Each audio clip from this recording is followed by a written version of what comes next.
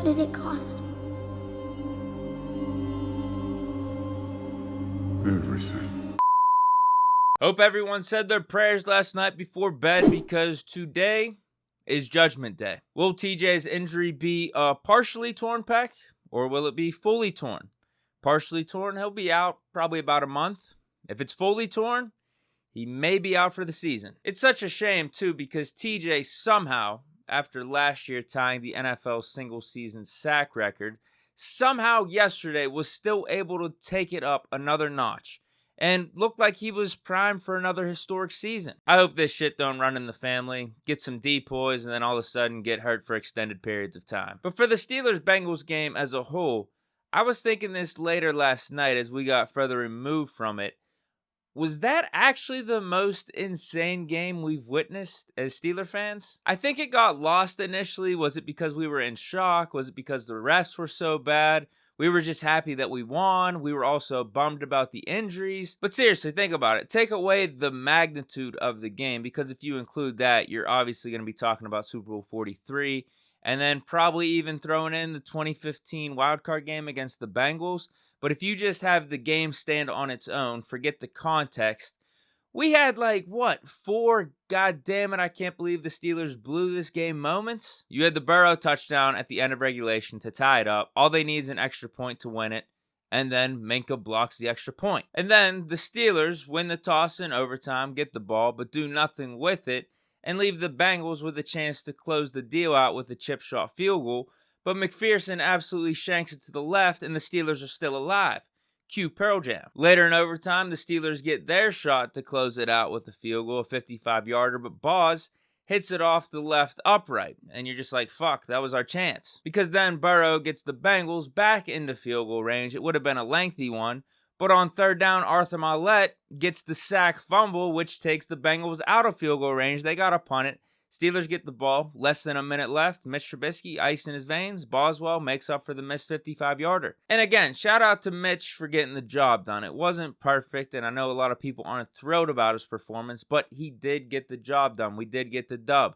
Made throws when it mattered, didn't turn the ball over, and led the game-winning drive. That counts for something. Now, I do agree, and I admit, there needed to be a second gear. We needed to turn it up a level, especially in the second half. And that never happened. Trust me, I'm still thinking about how can we get Kenny Pickett in at quarterback one sooner rather than later. But can we still give Mitch some credit? 1-0 as the Steelers starter and beat the team that went to the Super Bowl last year and that the whole fake news media has been slobbering over this whole offseason. But also consider Trubisky's surroundings. The O-line was definitely not up to snuff yesterday. And we couldn't get a run game going. Two things that evaded this offense last year and also showed up yesterday in week one. And with that being said, maybe some of you fake fans out there can start apologizing to 7 now. But what may have got lost in all the activities surrounding yesterday's game is that we already probably have the top 2 catches for the Steelers on the season, and it already happened in week one. Chase Claypool had this one-handed grab in the red zone, and then Deontay Johnson in overtime. I didn't watch SportsCenter's top 10 yet, but if this thing isn't number 1, I don't know what is. But you know what? Screw SportsCenter and all the fake mainstream media outlets because they picked against the Steelers across the board for week one. So keep that same energy. I don't want to see you guys posting any Steelers highlights on any of your shows today. I don't want to see them popping up on my TV. And you know what? If you're not supposed to be showing them, someone's got to. Fuck it, I'll do it. Deak's top 10 plays from the Steelers-Bengals game coming at you right now, according to me. First one we got to go with is this double reverse flea flicker. I actually started to think, is Matt Canada a good coordinator? Number 9, the Cam Hayward interception at the line of scrimmage. This was a perfect ball don't lie moment because the play or two before, Cam Sutton had an interception and it got called back on a BS penalty. Number 8, we have this TJ Watt hit in the backfield on Joe Mixon. This one got me up out of my seat. Number 7, the Arthur Maulet strip sack on Joe Burrow in overtime, taking them out of field goal range. You know this is a good top 10 list if this is number 7. Number 6, the Chris Boswell game winner in overtime. Again, you know this is an amazing top 10 list if the game-winning field goal in overtime as time expired is number 6. At number 5, this TJ Watt interception at the line of scrimmage. At this point, I'm thinking the depoy is locked up. The only way TJ doesn't get it is if he gets hurt. which unfortunately he is. Number 4, Trubisky to Muth in overtime. This is with under a minute left. We got to get in field goal range to get the game winner. Trubisky makes something happen off schedule after the Bengals are called for offsides. Muth hauls it in.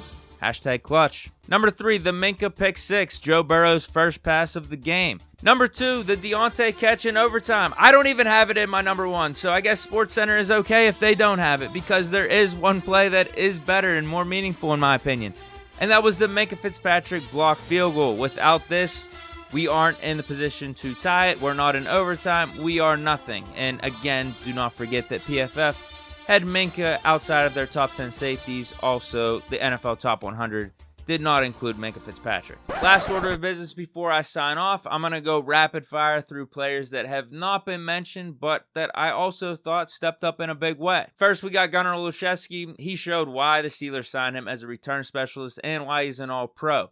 And staying with special teams, we got Presley Harvin, who is much improved from last year, clearly.